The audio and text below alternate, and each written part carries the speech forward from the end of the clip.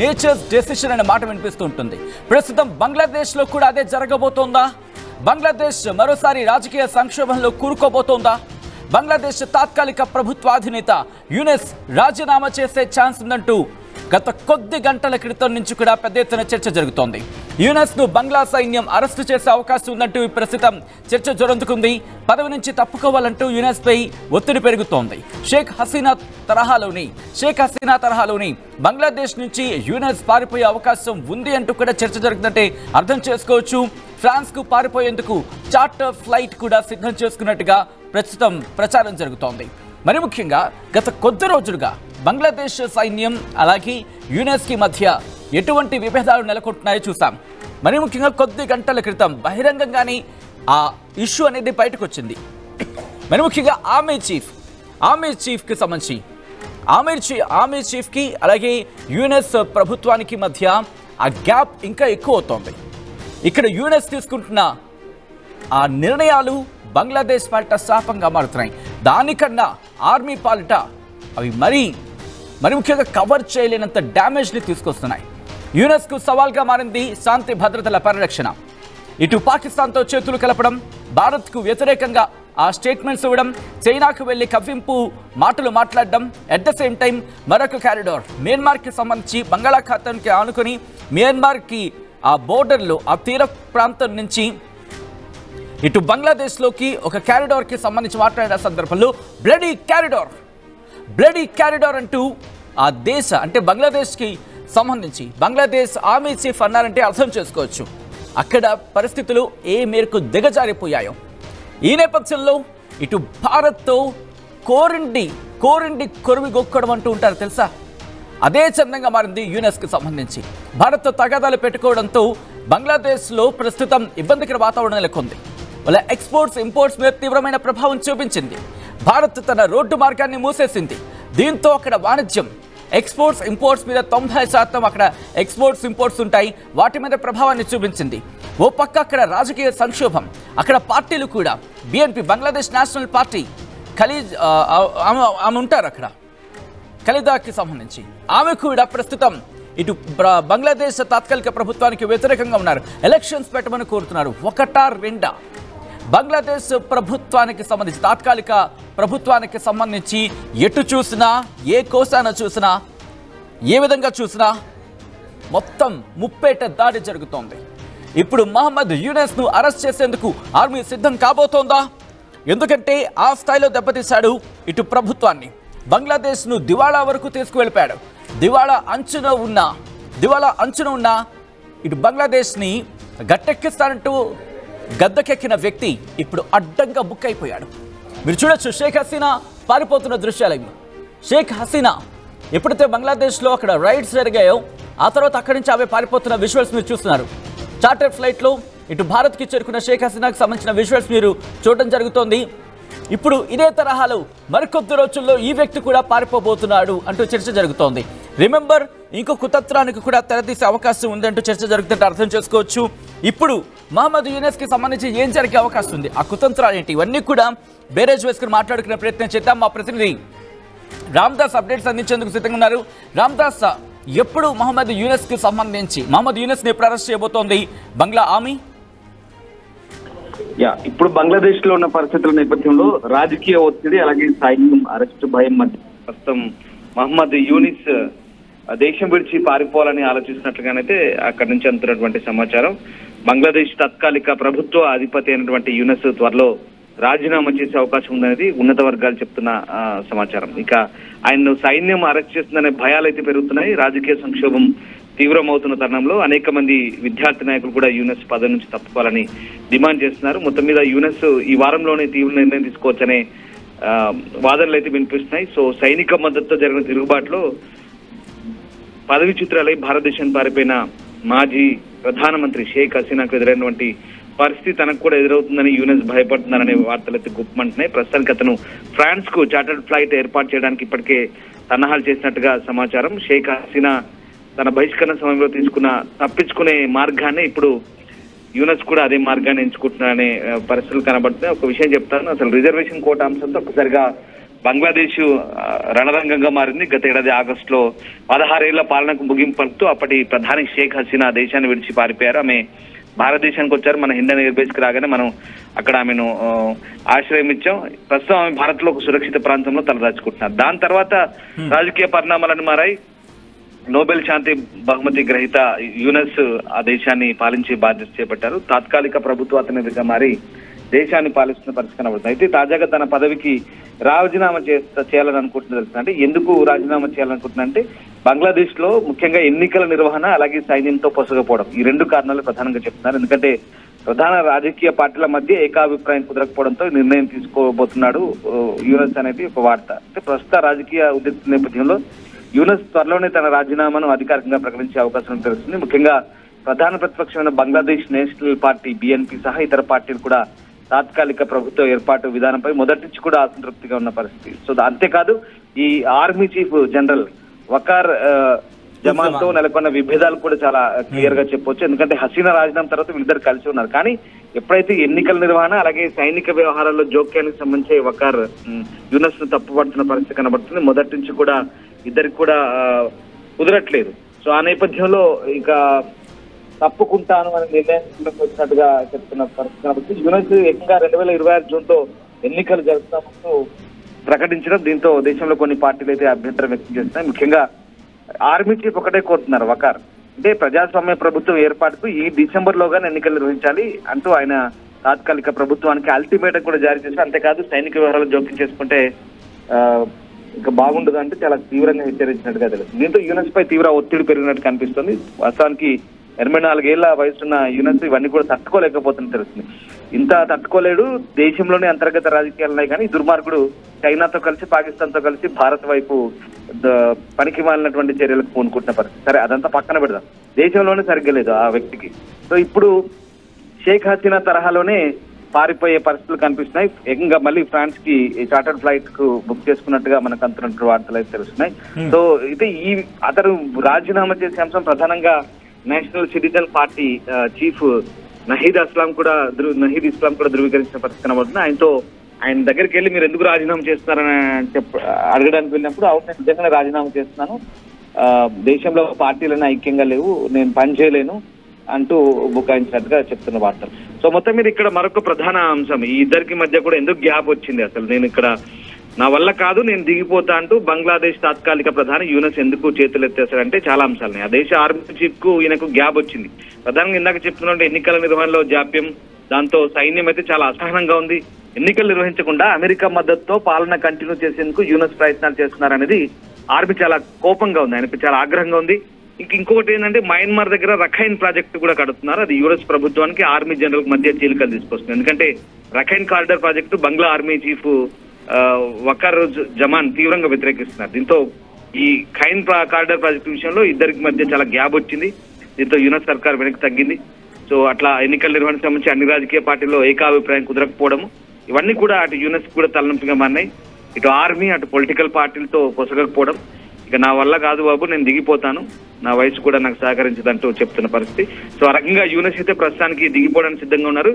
ఇదే అదునుగా భావించి ఆర్మీ కూడా అతన్ని ప్రస్తుతానికి అరెస్ట్ చేసేందుకు రంగం సిద్ధం చేస్తున్నట్టుగా తెలుస్తుంది. కానీ యూనస్ ఎప్పుడైతే అప్పుడు షేక్ హసీనాకి ఇచ్చినటువంటి ఆప్షన్ ఇప్పుడు యూనస్ కూడా ఇవ్వబోతున్నారంటే ప్రస్తుతం ఉన్న పరిస్థితులను బట్టి అదే అనిపిస్తుంది. ఎందుకంటే యూనస్ కూడా ఫ్రాన్స్ కు వెళ్లేందుకు చార్టర్డ్ ఫ్లైట్ బుక్ చేసుకున్నట్టుగా మనకు అర్థమవుతుంది. సో మనకు ఇప్పుడు అంటే నేషనల్ సిటిజన్ పార్టీ నాయకుడు ఇస్లాం చెప్తున్న దాని ప్రకారం పక్కగా యూనస్ ఇక పదవిలో ఉండే అవకాశం లేదు, రాజీనామా చేసి దేశం విడిచి పారిపోవడానికి సిద్ధంగా ఉన్నట్టుగా అర్థమవుతుంది. సో పైకి మాత్రం దేశ భద్రత భవిష్యత్తు కోసం బలంగా ఉండమని చెప్తున్నానంటూనే మరోవైపు ఈ దేశాన్ని విడిచి పారిపోవడం అసమర్థ చేతగానితనానికి నిదర్శనం కనిపిస్తుంది. సో ఇక్కడ మీరు చెప్తున్న ఒక అంశాన్ని మనం ఉటంకిస్తే కనుక ఇలాంటి వ్యక్తి అంటే ఇటు దేశంలోనే అంతర్గత సమస్యలు, కుమ్మలాటలు, రాజకీయ అనిశ్చితి, అస్థిరత్వం ఉన్నటువంటి బంగ్లాదేశ్ లాంటి చిన్న దేశం ఇవాళ భారతదేశానికి సంబంధించినటువంటి అంశాలకు కూడా తలదూర్చి మనకు తలనొప్పులుగా మారింది. సరే చికెన్ నెక్ కారిడార్ అవన్నీ కూడా లాల్మో నిరాట్ దగ్గర పోర్టు, చైనాతో భారత్ ను కూడా బెదిరించే బిగ్ డెవలప్మెంట్ కి సంబంధించి మాట్లాడుకున్న సందర్భం ఉంది. ఇటు మార్చ్ ఫర్ యూనస్ అంటూ కూడా ప్రస్తుతం ఢాకాలో షేవాక్ ఏరియాలో వీళ్ళు ఇటు ప్రొటెస్ట్ కి పిలుపునిచ్చారనేది మనకు అందుతున్న సమాచారం.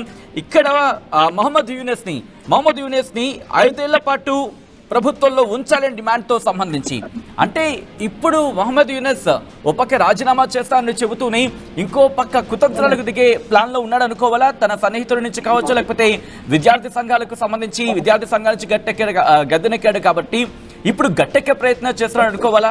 ఎందుకంటే ఇటు ఆర్మీ ఒకటే చెబుతోంది ప్రజాస్వామ్యాన్ని బతికించాలి, దాంతోపాటు అక్కడ ప్రజల్ని కాపాడుకోవాలి, ఈ నిర్ణయమే ఎన్నికలు జరగాలంటూ చెప్తున్న నేపథ్యంలో ఇక్కడ కుతంత్రాలకు తెరతీసే అవకాశం ఉందని చర్చ జరుగుతోంది. ప్రజల నుంచి ఒక వ్యతిరేకతను పెంచి ఇటు ఆర్మీ చీఫ్ని పక్కకు పెట్టించి లేకపోతే ఆర్మీ చీఫ్ని తొలగించి ఇంకొక కొత్త ఆర్మీ చీఫ్ని ఎన్నిక చేసే ప్రక్రియ, వీటికి సంబంధించి పెద్ద ఎత్తున చర్చ జరుగుతోంది. ఇటువంటి కుతంత్రాలకు ఇప్పుడు దిగే అవకాశం ఉందా? దీన్ని ఆర్మీ ముందే తిప్పుకుంటే అవకాశం ఉంటుంది అనుకోవాలా? మొదటి నుంచి కూడా ఇంకో విషయం స్పష్టం చేస్తాను. Bangladesh army chief general walker Zaman ఏం చెప్తున్నారంటే ప్రధానంగా ఎన్నికల విషయంలోనే ఇక్కడ వీళ్ళకు విభేదాలు వచ్చాయి, డిసెంబర్లోకి ఎన్నికలు జరపాలంటున్నారు. సో చాలా తీవ్రంగా హెచ్చరిస్తున్నారు. ఇటు విద్యార్థి నాయకులు కొంతమంది ఇస్లామిస్టులు కొంతమంది యూనిస్ మద్దతు తెలుపుతున్నారు. ఢాకాలో నిరసన తెలిపేందుకు కూడా రెడీ అవుతున్నారు. సో ఇవాళ శుక్రవారం జుమ్మాకి దిన్ అంటారు. సో ఆ రోజు ప్రార్థనలు ముగిసిన తర్వాత ఆర్మీ కంటోన్మెంట్ కు ర్యాలీగా వెళ్లేందుకు కూడా ప్రయత్నించినట్టుగా సమాచారం. సో ఇది యూనస్ విద్యార్థులను ఇస్లామిస్ట్ మూకలను తనకు కాపలాగా పెట్టుకొని ఒక సాకుగా వాడి సైనికులను కాపలా సైనికులుగా వాడుకుంటూ రెచ్చగొడుతున్నారనే ఆరోపణలు మొదటిచ్చినాయి. ఇప్పుడు షేక్ హసీనాను కూడా గద్దెదించింది ఇదే నేపథ్యం. ఎక్కడో విదేశాల్లో ఉండి షేక్ హసీనాని గద్దెదించి దేశంలో అల్లకల్లను సృష్టించి అసలు ప్రధాని నివాసాన్ని మనం చూడొచ్చు. ఒకసారి అంతర్జాతీయ సమాజం అంతా గమనించి బంగ్లాదేశ్ పరిణామాలు గత ఏడాది ఆగస్టులో ఏం జరిగిందో మనందరికీ తెలిసిందే. ఈ యూనిస్ ఎక్కడో విదేశాల్లో ఉండి ఈ వ్యవహారం అంతా నడిపించారు. అప్పుడు ఈ మొత్తం వ్యవహారానికి పాకిస్తాన్, చైనా సపోర్ట్ చేశాయనేది అది బహిరంగ వాస్తవం, నగ్న సత్యం.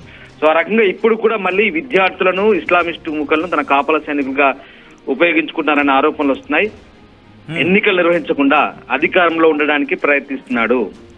సో అందుకే లేట్ అవుతుంది. దీనికి ఆర్మీ పూర్తి స్థాయిలో వ్యతిరేకిస్తుంది. యూనస్ కు అధికార వాంఛ, పదవికాంక్ష ఎక్కువ ఉన్నట్టుగా అనిపిస్తుంది. అటు చైనాతో ఇటు పాకిస్తాన్ తో కలిసి ఇంకా కొద్ది రోజులు పెత్తనాన్ని చెలాయిద్దామని ఆ దేశంలో, అలాగే పొరుగు దేశాల మీద దుర్మార్గాలకు తెగబడదామని ఈ వీరి ఆలోచనలకు పూర్తిగా ఇక ఎండు కార్డు పడే సమయం వచ్చింది. గత 16 ఏళ్లుగా కొనసాగిన షేక్ హసీనా ప్రభుత్వాన్ని ఏ తరహాలో గద్దెదించారో ఇప్పుడు అది ఏ రకంగా పతనమైందో ఇప్పుడు ఆయన గద్దె దిగే అవకాశం లేదంటూ కూడా చెప్పుకొస్తున్నాడు పక్క నుంచి. సో ఉన్నది తాత్కాలిక ప్రభుత్వం, ఎన్నికలు నిర్వహించకపోతే కనుక ప్రజలు ఉంటుంది. అట్ ద సేమ్ టైం మీరు అన్నట్టుగా BNP బంగ్లాదేశ్ నేషనల్ పార్టీకి సంబంధించి ఖలీదా జియా కూడా ఎన్నికలకు వెళ్ళాలనుకుంటారు. ఎందుకంటే ఇక్కడ షేక్ హసీనాకు సంబంధించిన అవామీ లీగ్ ని కూడా క్యాన్సిల్ చేసేసాడు దుర్మార్గుడు. సో ఈ నేపథ్యంలో పూర్తిగా ఉక్కిరిబిక్కిరి అవుతున్నాడని అనుకోవాలా మహమ్మద్ యూనస్ అనే వ్యక్తి?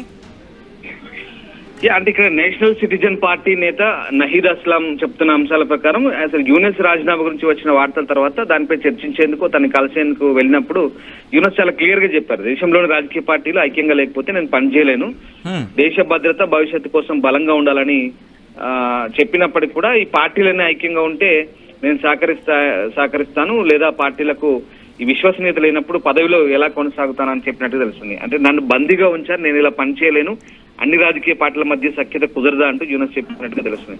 అంటే మీరు అంటున్నట్టుగా యూనస్ కు పదవికాంక్ష చాలా క్లియర్ గా కనిపిస్తుంది ఇక్కడ. అలాగే ఇతర దేశాల సహకారంతో ఇక్కడ కొనసాగేందుకు మళ్ళీ ఇలాంటి కుట్రలు చేసి దేశంలో ఉండేందుకైతే ప్రయత్నిస్తాడనే ఆరోపణలు అయితే వస్తున్నాయి. ప్రస్తుతానికి యూనస్ తనంతగా తానుగా దిగిపోవడానికి సిద్ధమవుతున్నట్టుగా తెలుస్తోంది. వారం రోజుల్లో కూడా రాజీనామా చేసే అవకాశం ఉందని వార్తలు అయితే వస్తున్నాయి. కానీ అది ఎప్పుడు ఏ రూపంలో తన రాజీనామాకు దారితీస్తుంది, ఎప్పుడు దేశాన్ని విడిచి వెళ్ళిపోతాడనేది ప్రస్తుతం అంటున్నటువంటి వార్తలు.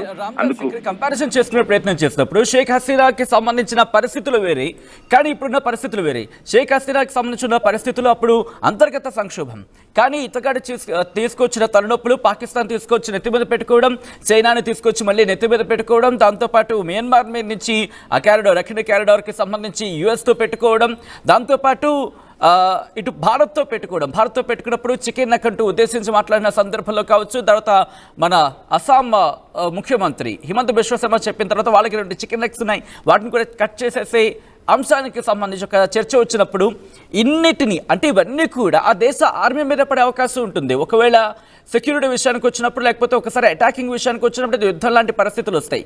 సో వీటి కోణంలోని ఇప్పుడు ముందుగా యూనస్ని అరెస్ట్ చేసే అవకాశం ఉందనుకోవాలి. ఎందుకంటే వారం రోజులు సమయం ఇచ్చినా ఏదో దుర్మార్గానికి పాల్పడే అవకాశం ఉంటుంది, ఏదో తెగించే ప్రయత్నం చేసే ఛాన్సెస్ కూడా ఉంటాయి.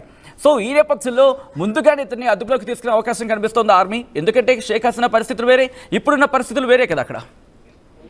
డెఫినెట్ గా ఎప్పుడైతే ప్రస్తుతానికి రాజకీయ పార్టీలన్నీ పూర్తిగా వ్యతిరేకిస్తున్నాయి యూనస్ నిర్ణయాలన్నీ కూడా, ఎన్నికల నిర్వహణ అలాగే ఈ మొత్తం పరిపాలన అంశంలో ఆయన తీసుకున్నటువంటి ఏకపక్ష నిర్ణయాలు ప్రస్తుతం అక్కడ మిగతా రాజకీయ పార్టీలకు మింగుడు పడలేదు, అనేక అభ్యంతరాలు వ్యక్తమవుతున్నాయి. దాంతో పాటు సైన్యం కూడా తోడైన పరిస్థితి. ప్రధానంగా గతానికి ఇప్పటికీ కొంత వేరియేషన్ ఉందని మీరు చెప్తున్నట్టుగా మనం ఒకసారి ఆలోచిస్తే కనుక, అప్పుడు విద్యార్థి ఉద్యమంతోనే రిజర్వేషన్ల అంశంతో అప్పుడు షేక్ హసీనా గద్దె దిగిన పరిస్థితి. దాన్ని యూనస్ విదేశాల నుంచి రెచ్చగొట్టి ప్రొవోక్ చేసి అక్కడ నుంచి నడిపించారనేది ప్రధాన ఆరోపణ. షేక్ హసీనా దేశం విడిచి పారిపోయే పరిస్థితులు వచ్చాయి, తెలుసు, ఎంత మనం మాట్లాడుకున్నాం. కానీ ఇప్పుడున్నటువంటి పరిస్థితుల్లో యూనస్ ప్రభుత్వం తీసుకునే నిర్ణయాలు, ముఖ్యంగా ఇందాక మీకు చెప్పాను, ప్రధానంగా యూనస్ ఇంకొద్ది రోజుల పాటు ఈ ప్రభుత్వాన్ని అమెరికా సహాయంతో నడిపించాలని కుట్ర పన్నుతున్నాడు. దేశంలో ప్రజాస్వామ్యబద్ధంగా ఎన్నికలు జరగాలని మిగతా రాజకీయ పార్టీలన్నీ పట్టుబడుతున్నాయి. అసలు ఎందుకు ఎన్నికలు జరపట్లేదు, ఎందుకు ఇంకా నువ్వు ప్రొలాంగ్ చేస్తున్నావు, 2026 జూన్ దాకా ఎందుకు, ఈ డిసెంబర్ లోగానే ఎన్నికలు జరగాలంటూ ఇటు ఆర్మీ చెప్తుంది, మిగతా విపక్షాలన్నీ కూడా ఏకతాటిపైకి వచ్చాయి. వాటికి ఆర్మీ మద్దతు పలుకుతుంది. At the same time army విషయాల్లో పూర్తిగా యూనస్ జోక్యం చేసుకుంటున్నాడు, పైచేయి సాధించేందుకు, పెత్తనం చెలాయించేందుకు ప్రయత్నిస్తున్నాడు. ఇవన్నీ కూడా అక్కడ ఏ రకంగా పప్పులు ఉడకట్లేదు, చెల్లుబాటు కావట్లేదు. సో ఆర్మీ చాలా క్లియర్ గా చెప్తుంది, ఒక రకంగా వార్నింగ్ ఇచ్చింది, నువ్వు వెంటనే పదవి దిగిపోవాలని వార్నింగ్ ఇచ్చింది. కానీ యూనస్ మాత్రం రివర్స్ లో నాకేం నచ్చట్లేదు, నాతో ఎవరు కలిసి రావట్లేదు, నా నుంచి కాదు, నేను దిగిపోతానంటూ డ్రామాలు ఆడుతున్నట్టుగా మనకు క్లియర్ గా అర్థమవుతుంది. వెరీ క్లియర్, ఆర్మీ చాలా గట్టిగా హెచ్చరికలు జారీ చేసింది, వెంటనే పదవి నుంచి దిగిపోవాలి, లేదంటే మర్యాదగా దిగిపో, లేదంటే షేక్ హసీనాకు పట్టిన గతి నీకు పడుతుందంటూ క్లియర్ గా హెచ్చరించినట్టుగా వార్తలు వచ్చినాయి. అండ్ మరొక ముఖ్య అంశం, ఇప్పుడు ఉన్నటువంటి విభేదాల నేపథ్యంలో ఇటు భారత్ కూడా దాదాపు 180 కోట్ల రక్షణ కాంట్రాక్ట్ కూడా బంగ్లాదేశ్ లో రద్దు చేసుకుంది. ఇది తాజా అప్డేట్ ఇది.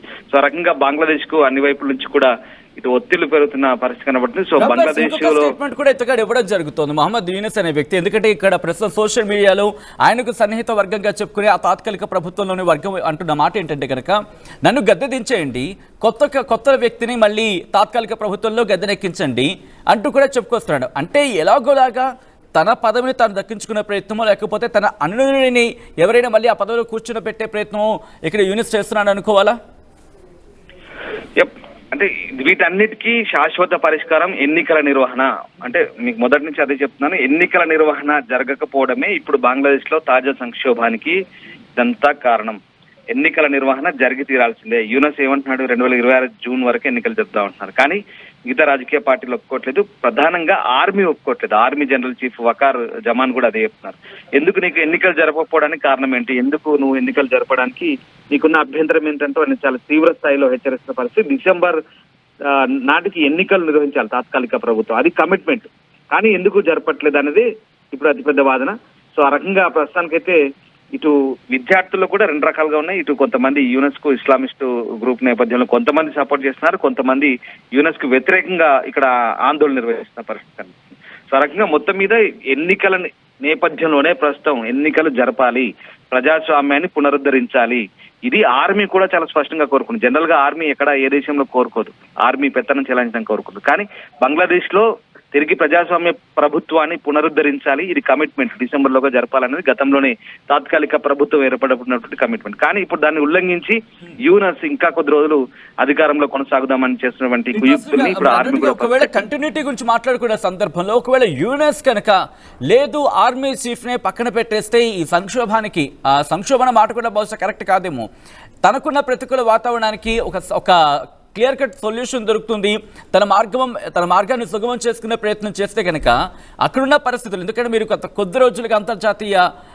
పరిణామాలని, జియో పాలిటిక్స్ని ఇంకా అబ్జర్వ్ చేస్తున్నారు కాబట్టి ఇప్పుడు బంగ్లాదేశ్కి సంబంధించిన పరిస్థితుల్లో ఏం జరిగే అవకాశం కనిపిస్తుంది? ప్రజల నుంచి షేక్ హసీనా సందర్భంలో ఉన్న అటువంటి వ్యతిరేకత వచ్చే అవకాశం ఉందనుకోవాలా, లేకపోతే ఇటు ఆర్మీకి వ్యతిరేకంగా వచ్చే అవకాశం ఉందనుకోవాలా, లేకపోతే రెండింటినీ కాకుండా ఇటు ఆర్మీకే సపోర్ట్గా ప్రజలు వెళితే కనుక ఏం జరిగే అవకాశం ఉంటుంది, ఏం జరిగే అవకాశం ఉంటుంది? అంటే యూనస్ ప్రభుత్వం మాత్రం అనేక సవాళ్ళు ఎదుర్కొంటుంది. ముఖ్యంగా బంగ్లా ఆర్మీ చీఫ్ విషయంలో ఒక సవాలు, సైనిక వ్యవహారాల్లో ఇదొక అంశము, తర్వాత ఎన్నికల నిర్వహణ, ఇందాక చెప్తున్నట్టుగా కొన్ని ఇంకా కీలకమైన అంశాలు, విదేశీ సంబంధాల అంశంలో కొంత కీలకమైనటువంటి ఒత్తిడి ఎదుర్కొంటుంది. సో బంగ్లాదేశ్ లోని రాజకీయ పార్టీలు అయితే పూర్తిగా యూనస్ తాత్కాలిక ప్రభుత్వ తీర్పు అయితే కంప్లీట్ గా అసహనంతో ఉన్నాయి. ప్రధానంగా నేను ఇందాక చెప్పినట్టుగా బంగ్లాదేశ్ నేషనలిస్ట్ పార్టీ BNP అయితే పూర్తిగా ఇంకా నిరసనలకు దిగుతున్న పరిస్థితి కనబడుతుంది. వీళ్ళందరికీ కూడా ఇటు ఆర్మీ చీఫ్ కూడా తోడైన పరిస్థితి కనబడుతోంది. సో ఆ రకంగా అంటే ఏం లేదు, ఇక్కడ పూర్తిగా బంగ్లాదేశ్ లో పరిస్థితులు నానాటికి దిగజారుతున్న పరిస్థితి కనబడుతుంది. వాస్తవానికి పూర్తిగా అస్థిరత, రాజకీయ అస్థిరత, అనిశ్చితి కనబడుతుంది.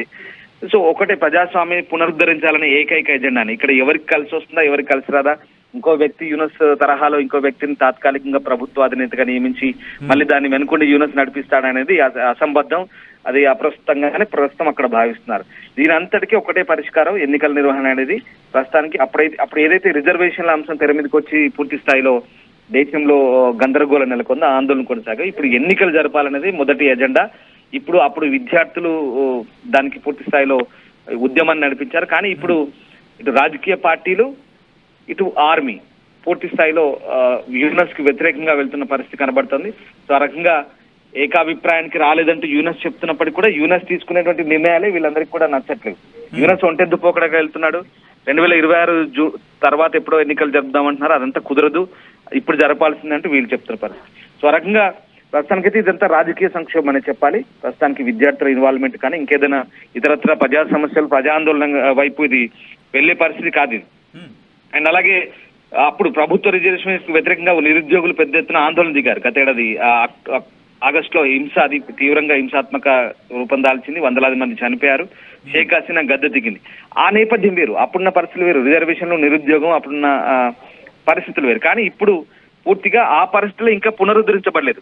ఏ ఉద్దేశంతోనైతే, ఏ కాన్సెప్ట్ తో వాళ్ళు ఆ షేక్ హసీనాను గద్దెదించి దేశం బాగుపడుతుంది అనుకున్నారో, కానీ ఆ పరిస్థితులు ఇంకా లేవు.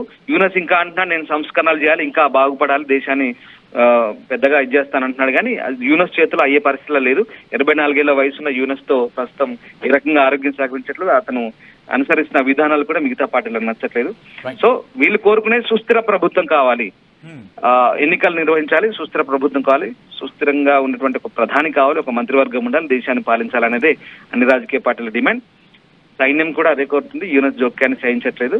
సో ఇవన్నీ కలిసి ఇప్పుడు యూనస్ ప్రభుత్వం పూర్తిగా గద్దె దిగే పరిస్థితికి దారితీస్తున్నాయి. రైట్ రామ్దాస్, ఒక్కసారి మీరు లైన్లో ఉండే ప్రయత్నం చేయండి. మహమ్మద్ యూనస్ కి సంబంధించి ప్రస్తుతం ఆయన రాజీనామా చేయబోతున్నారా అంటే అవుననే మాట జోరు అందుకుంటోంది. దాంతోపాటు ఆయన అరెస్ట్ అయిన తర్వాత ఆయన్ని, ఇన్ఫాక్ట్ ఆయన గద్దె దిగిపోయిన తర్వాత, ఆయన రాజీనామా చేసిన తర్వాత ఆయన అరెస్ట్ అయ్యే అవకాశాలు ఉన్నాయి అంటూ కూడా పెద్ద ఎత్తున చర్చ జరుగుతోంది. కారణం మహమ్మద్ యూనస్ తీసుకుంటున్న నిర్ణయాలు. మహమ్మద్ యూనస్ ఒంటెద్దు పోకడ్లు, అంటే తాను చేసిందే కరెక్ట్, తాను చేయబోయేదే కరెక్ట్, తాను అనుకున్న నిర్ణయమే కరెక్ట్. రాత్రి ఒకటి కలకంటాడు, ఉదయానికి అదే నిజం అనుకుంటాడు, అదే బయటనక్కడ వాగుతాడు, ఆ వాగుడికి ఏమో సమాధానం చెప్పుకుంటాడు, దానికి మళ్ళీ ప్రపంచాలనికేసి ఓహో ఆహా ఓహో అని చప్పట్లు కొడుతూ ఉంటాయి. ఎంత కొడితే గీ అనేటట్టు కొట్టింది ఇప్పుడు బంగ్లాదేశ్ ఆర్మీ. ఎలా అంటే ఈరోజు మహమ్మద్ యూనస్ నువ్వు గద్దె దిగుతావా లేకపోతే మమ్మల్ని దించమంటావా అంటూ ప్రశ్నించే పొజిషన్కి ఆర్మీ వెళ్ళిందంటే అర్థం చేసుకోవచ్చు. ఎందుకంటే ఒంటెద్దు పోకడ్లు, ఎటు చూసినా బంగ్లాదేశ్ ప్రజలని, బంగ్లాదేశ్ ఆర్మీని ఇరకాటంలో పెట్టి వీడి ఒంటెద్దు పోకడలు. బహుశా అంత పెద్ద వయసున్న వ్యక్తికి మర్యాద ఇవ్వాలి, కానీ ఈ మనిషి కాదు. ఎందుకంటే మనిషి అనే ఆ పదానికి అర్హుడు కాదు. ఎంత దుర్మార్గం, ఎంత దుశ్చర్యలకు పాల్పడ్డాడు. ఒకసారి నేను చెప్పే ప్రయత్నం చేస్తున్నాను, ఎందుకంటే యూనస్ గురించి తెలియని వాళ్ళు కావచ్చు, లేకపోతే అఫ్కోర్స్ తెలిసిన వాళ్ళకైతే చెప్పాల్సిన అవసరం లేదు. కానీ ఎవరికైతే తెలీదు, వీడు మన మీద పడిన పన్నాగాలకు చెప్పి నేను చెప్తా, ఆ తర్వాత ఆ దేశం మీద, ఆ దేశానికి ఎంత వ్యతిరేకంగా పాల్పడ్డాడు ఇదంతా రిమెంబర్. గత కొద్ది రోజుల వ్యవధిలోని ఆగస్టు 5వ తారీఖున షేక్ హసీనా బంగ్లాదేశ్ విడిచిపెట్టి వెళ్ళిపోయిన తర్వాత ఆ దేశం మరి దౌర్భాగ్యాన్ని ఎదుర్కొంటోంది. ఆ వచ్చిన దగ్గర నుంచి ఒకటే కారు కూతలు. భారత్కు వ్యతిరేకంగా పనిచేయడమే తప్ప బంగ్లాదేశ్ ప్రజల ఆకాంక్షలు నెరవేర్చడానికి మీరు చూడొచ్చు. ఆ రోజు ప్రమాణ స్వీకారం చేసిన రోజు ఎన్ని ఆశలు పెట్టుకుని ఉంటారు అక్కడ విద్యార్థులు, స్టూడెంట్స్, యువకులు, యువత అక్కడ వెన్నుదనగా నిలిచి, నాయన నీ చేతుల్లో పెట్టా మా దేశాన్ని, కాపాడు, పరిపాలించు, దేశాన్ని ఎక్కడికో సమున్నత స్థాయికి తీసుకువెళ్ళమంటే అతఃపాతాళానికి తొక్కి పెట్టాడు ఈరోజు. దీంతో ఆర్మీ ఊరుకుంటుందా? అందులో ప్రజాస్వామ్యం కోసం పోరాడే ఇలాంటి ఆర్మీ చీఫ్లు నిజంగా బంగ్లాదేశ్ ఈరోజు కాస్త బతుకుందంటే ఇగో ఇతగాడి వల్లే. అతగాడి గురించి మాట్లాడుకుంటున్నారు. ఆయన బంగ్లాదేశ్ ఆర్మీ చీఫ్ ఒకడు జవాన్, ఆయన ఒకటే అంటున్నాడు, బంగ్లాదేశ్లో ప్రజాస్వామ్యం బతకాల్సిందే, బంగ్లాదేశ్లో ప్రజాస్వామ్యం నిలవాల్సిందే, యూనిస్ ఎన్నికలు పెట్టు అని చెప్పి ఎంత సాఫ్ట్గా చెప్పాడో ఆ తర్వాత మెల్లమెల్లిగా డోసు పెంచాడనే చెప్పుకోవాలి. ఇప్పుడు అత్తగాడిస్తున్న ఖర్చుకి యూనిస్కి ఫ్యూజ్ అవుట్ అవుతోంది. ఏం చేయాలో అర్థం కావటం లేదు. మరోపక్క తాను తీసుకున్న గోతులో తానే పడ్డాడు. మళ్ళీ చెప్తున్నా, తాను తీసుకున్న గోతులో తానే పడ్డాడు. షేక్ హసీనా మరి ముఖ్యంగా బంగ్లాదేశ్కి సంబంధించి అవామీ లీగ్ ఇటు షేక్ హసీనా పార్టీని పూర్తిగా క్యాన్సిల్ చేసి పడేశారు, పూర్తిగా పీకేశాడు. దీంతో ఏమైంది, అక్కడ బిఎన్పి అంటే బంగ్లాదేశ్ నేషనల్ పార్టీకి సంబంధించి ఖలీదా జియా అని ఆమె ఉన్నారు.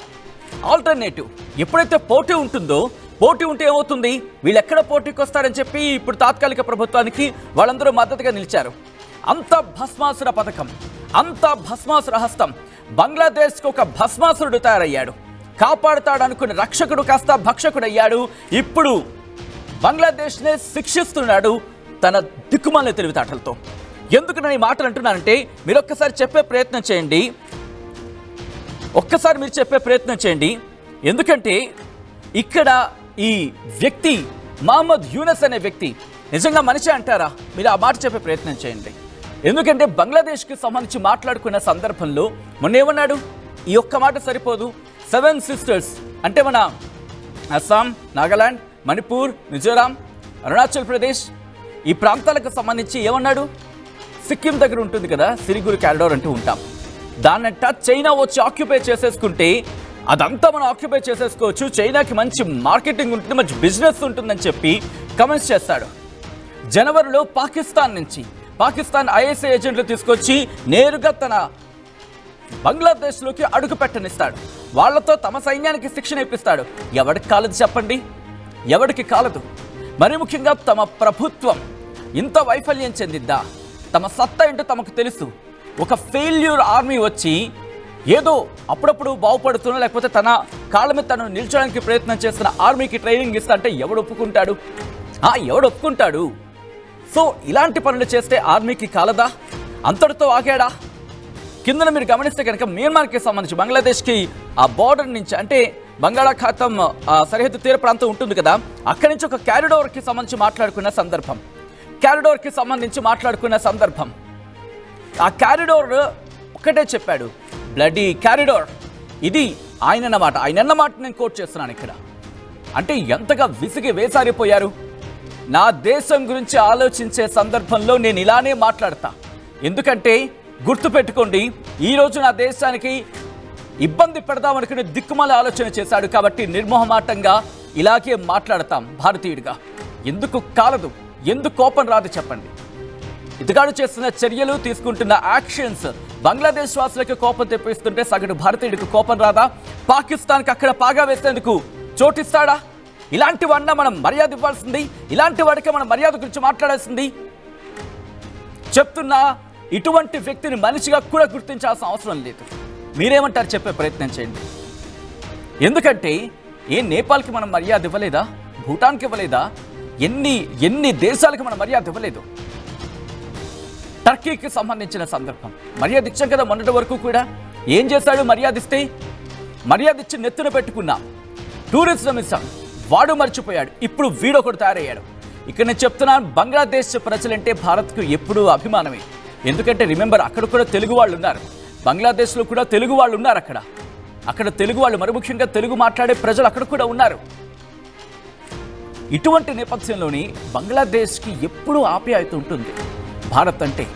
ఇదిగో ఇలాంటి వాళ్ళు తమ రాజకీయాల కోసం ఇప్పుడు ఎలక్షన్స్ పెట్టరా అంటే ఎలక్షన్స్ పెట్టడు. ఎందుకు? ఎలక్షన్స్ పెడితే గెలవనని చెప్పి తనకు తెలుసు. కారణం ఏంటి? బంగ్లాదేశ్ పూర్తిగా దివాళాకి వెళ్ళిపోతుంది, ఇంకా పాకిస్తాన్ చేసే ప్రయత్నం చేస్తున్నాడు.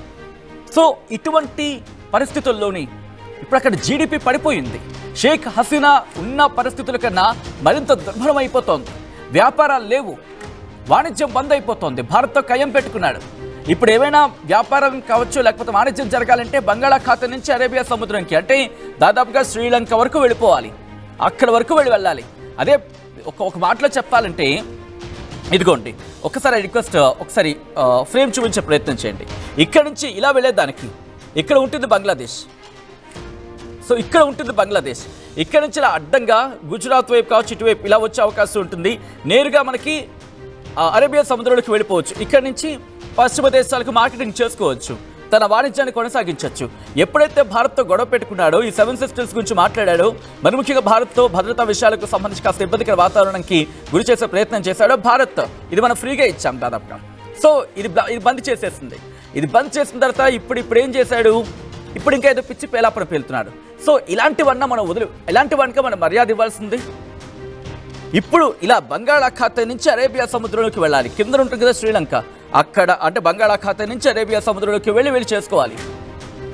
ఇటువంటి ఇబ్బందికర వాతావరణం గురి చేసిన వ్యక్తులకే మనం మర్యాద ఇవ్వాల్సింది. యుఎన్ఎస్కు సంబంధించి సవాల్గా మారింది ఇప్పుడు శాంతి భద్రతల పరిరక్షణ. అక్కడ అంశం శాంతి భద్రతలు ఏమవుతున్నాయో తెలియదు. ఆర్మీ విషయాల్లో కలుగు చేసుకుంటున్నాడు. ఆర్మీ విషయాల్లో కలుగు చేసుకునే ప్రయత్నం చేస్తున్నాడు. దేశానికి తాత్కాలిక ప్రభుత్వాధినేత మాత్రమే, ప్రధాని కాదు. ప్రభుత్వాధినేత అఫ్కోర్స్ ప్రధాని కావచ్చు, కానీ ఆ పేరు ఇవ్వలేదుగా. కేర్ టేకర్ గవర్నమెంట్, అంతే కదా. కేర్ టేకర్ గవర్నమెంట్ అయినప్పుడు నువ్వు నీ పరిధుల్లో నువ్వు మెలగాలి. దేశాన్ని రక్షించమని చేతుల్లో పెడితే, దేశాన్ని భక్షించే ప్రయత్నం చేస్తే ఆ దేశ ప్రజాస్వామ్యం ఊరుకుంటుందా? ఇప్పుడు అదే జరుగుతోంది. నువ్వు తీసిన గోతులో నువ్వే పడ్డావు. అవామీ లీగ్ని క్యాన్సిల్ చేశావు. బిఎన్పి ఒకటే ఉంది, తెలుసు బిఎన్పికి. ఇంకా ఉంత ఎలక్షన్స్ పెడితే నేనే గెలుస్తా, రాజకీయ ఆకాంక్షలు వాళ్ళకు ఉంటాయి. సో వాళ్ళ పాయింట్లో వాళ్ళు పోటీ చేస్తున్నారు. ఎన్నికలైతే మేమే గెలుస్తాం, ఇంకెందుకు క్లియర్ మెజారిటీ. అవామీ లీగ్ లేదు కాబట్టి ఇన్ని ఈక్వేషన్స్ అన్నీ కూడా ప్రస్తుతం మహమ్మద్ యూనస్కు వ్యతిరేకంగా ఉన్నాయి, వ్యతిరేకంగా తగులుతున్నాయి.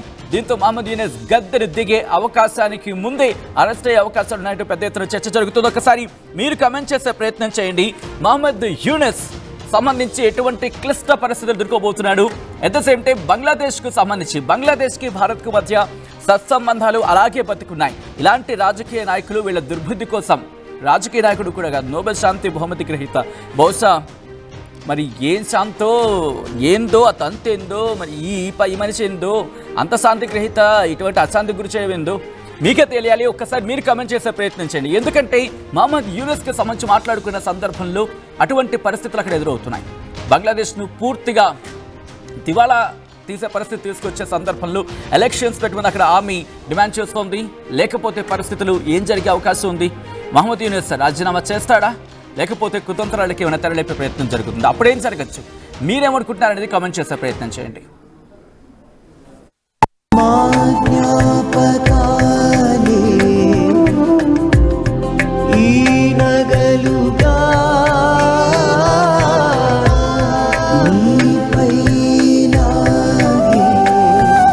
అమ్మాయి గౌరవాన్ని అమ్మలా కాపాడుతుంది గోకులం సిగ్నేచర్ జ్యువెల్స్.